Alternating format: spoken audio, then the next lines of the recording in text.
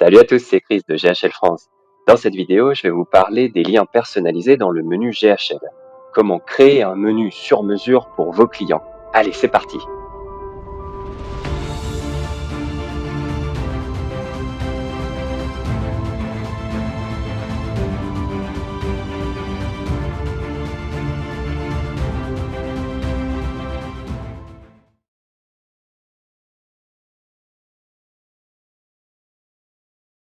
On se retrouve à l'accueil de GHL et ça va se passer ici, à gauche, dans ce menu. Je vais pouvoir ajouter des nouveaux menus. Donc pour ça, il faut aller dans le compte agence, dans les réglages et dans lien de menu personnalisé. Ici, vous allez pouvoir en ajouter un nouveau. Et ce que je veux, c'est donner accès à un nouveau site internet ou à une nouvelle application, mais que mes utilisateurs restent au sein de ma plateforme GHL. Donc pour ça, allez, on va faire un test high level. On va aller chercher le lien de Go High Level.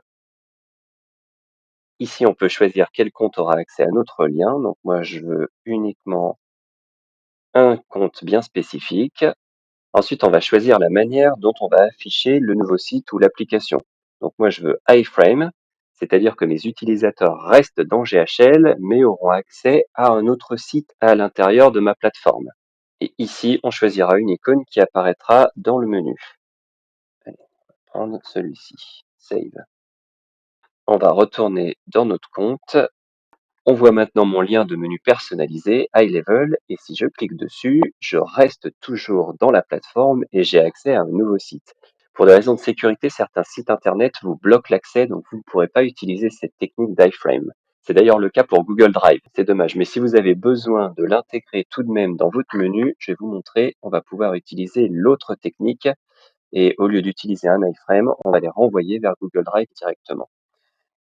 Ok, je vais retourner dans mon lien de menu personnalisé. Je vais en créer un nouveau pour Google Drive.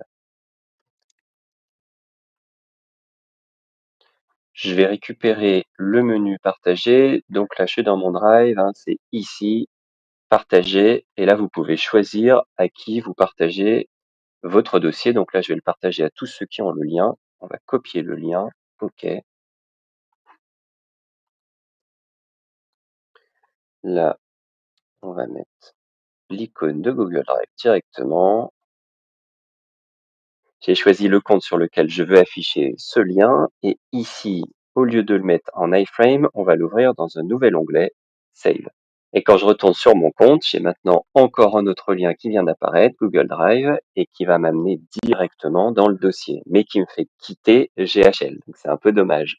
Et voilà, vous savez maintenant comment ajouter un lien personnalisé dans votre menu GHL et créer une plateforme unique pour vos clients.